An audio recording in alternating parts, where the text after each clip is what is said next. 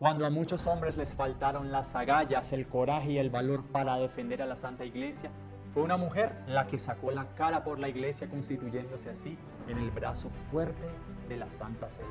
Amiga de papas, la mujer más rica y más poderosa de su época, la condesa Matilde de Toscana, tuvo una fascinante vida llena de santidad y de virtudes heroicas extraordinarias. Acompáñanos en este programa y descubre su fascinante historia.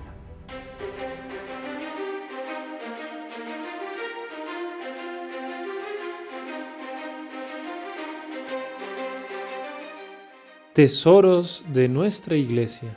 Muy estimados amigos, Salve María, sean bienvenidos a este su programa Tesoros de nuestra Iglesia, donde el día de hoy vamos a desenterrar del baúl misterioso y fascinante de los tesoros de nuestra fe, la vida ejemplar de la condesa Matilde de Toscana.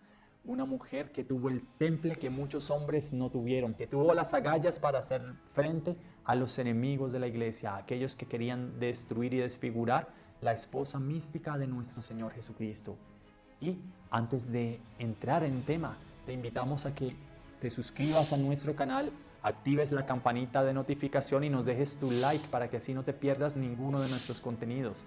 Y con esto nos ayudas enormemente en la difusión de toda esta labor evangelizadora de los caballeros de la Virgen. Y vamos a remontarnos a mediados del siglo XI, cuando tuvo lugar una de las ceremonias más importantes de la cristiandad, que era la elevación a la dignidad imperial del Sacro Emperador Romano Alemán. Y el rey Enrique III, como era una elección, no era el heredero que heredaba el trono, sino que era un conjunto de príncipes que se reunían para dentro de ellos elegir al sucesor. Él había querido mantener a su hijo lejos de toda esa influencia de poder y lo había confiado al papa de la época, Víctor II. Y muere este emperador, Enrique III, y el papa elige como emperador y corona como sucesor, después de la reunión de todos los príncipes electores del Sacro Imperio, a Enrique IV. Era un niño pequeño, tenía unos 5 años, y allí, entre las altas dignidades que se encontraban en ese momento, estaban dos nobles damas, señoras de las tierras de Toscana, Beatriz y su hija Matilde, que tenía unos 10 años de edad. Y ella estuvo en esa ceremonia y nadie podría ni siquiera imaginarse que contra este niño Matilde libraría una implacable guerra. ¿Sí? Y llegamos de esta manera a nuestro primer punto, donde nosotros vemos Europa al borde del cisma. El año 1073 estuvo marcado por la elección en el trono de Pedro de Hildebrando di Soana, cuyo nombre sería Papa Gregorio VII, uno de los papas más fascinantes y más extraordinarios que la Iglesia Católica ha tenido. Él fue formado durante varios años en el monasterio de Cluny, un monasterio benedictino, que era el foco de la santidad y de la cultura y del saber en esa época de la Edad Media, y que con su influencia fue constituyendo una serie de monasterios federados para precisamente mantener a flote todos estos tesoros y estas maravillas de nuestra Iglesia. Y en esta época sucedía algo muy duro, es que la Iglesia atravesaba una etapa difícil, porque se había instaurado por todas partes una funesta confusión entre lo temporal y lo espiritual.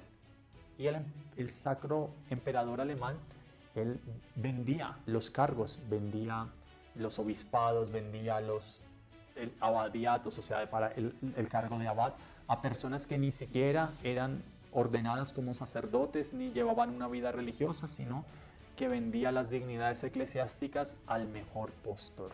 Y eso es lo que en la Iglesia se conoce como la querella de las investiduras, la simonía, el comerciar con lo sagrado. Y en este momento, cuando San Gregorio VII empieza a ver que el poder empezó a atraer a los miembros de la Iglesia y se empezó a constituir una falsa iglesia gobernada por aquellos que querían simplemente el placer, por aquellos que querían el poder, el prestigio y la fama. Y se crearon dos bandos, los de los sacerdotes que se mantenían fieles a la verdadera moral, a la verdadera doctrina, a la verdadera iglesia, que conservaban esos tesoros de la iglesia, y los que habían comprado sus cargos deshonestamente.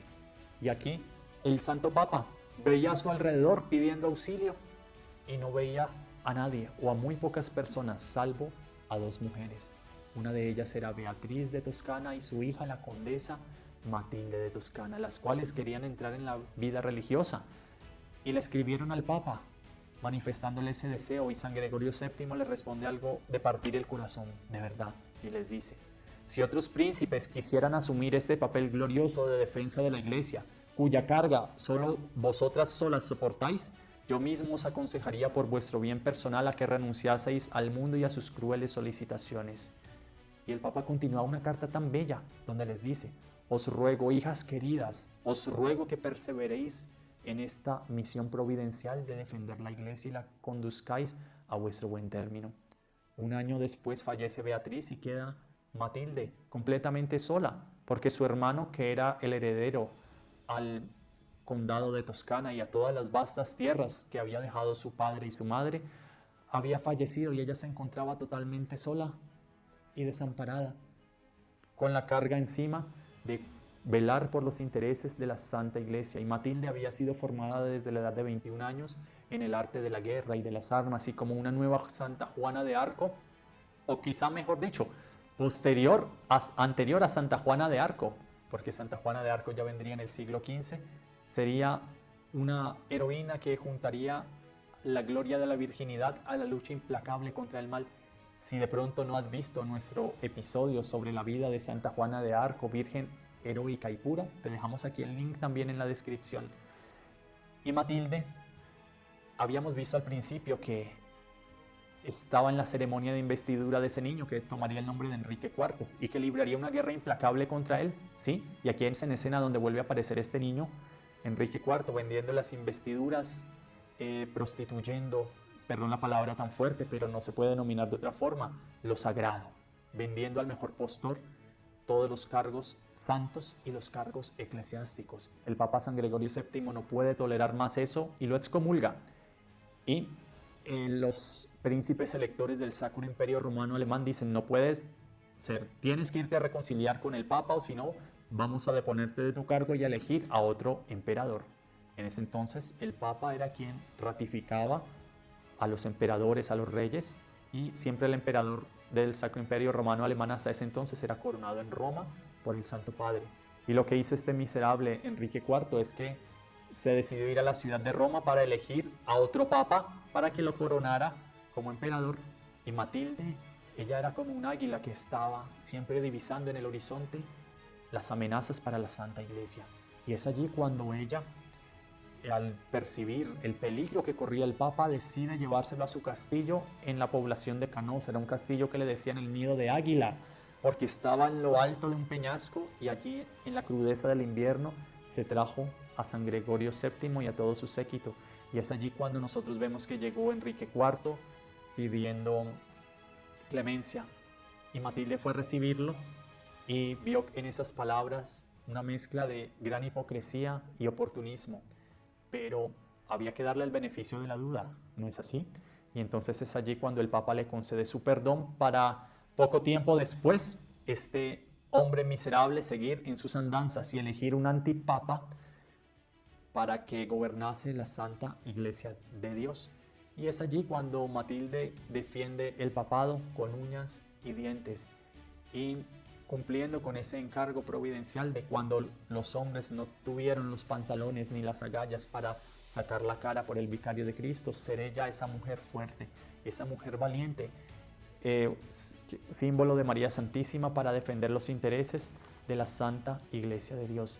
Y entre Matilde y la condesa Matilde y San Gregorio VII siempre hubo una unión de almas muy grande, muy fuerte. Tan es así que cuando el Santo Padre tuvo que volver a la ciudad de Roma 6 meses después de la paz de Canosa con Enrique IV, ella hace una donación de todos sus bienes y de todos sus territorios a la Santa Sede. Ella no tenía hijos, no tenía sobrinos ni familiares con los cuales poder compartir esa inmensa fortuna, la cual la entrega como legado a la Santa Iglesia de Dios. Y uno de los aspectos más bellos y más hermosos del alma de la condesa Matilde es que ella era una mujer totalmente adelantada a su tiempo. Ella no se encajaba en la clásica figura de una ama de casa o una religiosa, sino que fue una virgen guerrera que a la menor insurrección que había en sus territorios o al menor más leve insinuación de los papas para que los defendieran. Ella iba a la cabeza con sus ejércitos luchando y combatiendo el mal. Era como esa mujer puesta en orden de batalla. Era aquella que no solamente unía la delicadeza femenina, el amor abrazado a Dios, al papado, sino también su gusto por la cultura católica y por las artes.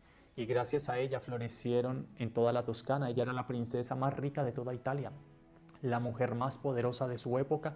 Florecieron innumerables abadías, centros de cultura, y hasta el día de hoy subsisten muchos de estos tesoros maravillosos que florecieron gracias a la santidad, a la generosidad de esta fascinante mujer, de Matilde, condesa de Toscana. Y en uno de sus castillos más austeros, Matilde permaneció el último año de su vida y pidió que colocaran un altar en la puerta de su habitación para poder asistir desde allí el sacrificio de la Santa Misa. Y más o menos a la edad de unos 67 años, ya con el alma llena y cargada de méritos y con su cuerpo desgastado por las continuas luchas en pro de la Santa Iglesia y en favor del Santo Padre, siendo ese brazo fuerte y ese brazo armado del Papa, ella decía en su lecho de muerte: te he servido siempre, Señor, pero a veces con desfallecimiento. Te lo ruego, borra ahora mis pecados. No dejé de vivir para ti. En ti fue donde deposité mi esperanza. Recíbeme en el seno de tu misericordia y sé mi salvación. Y con estas palabras, la condesa Matilde expiró entregando su alma a Dios. Y fue por el olor de sus virtudes y por el profundo amor al papado que hicieron que su memoria se mantuviese y permaneciese inmortal.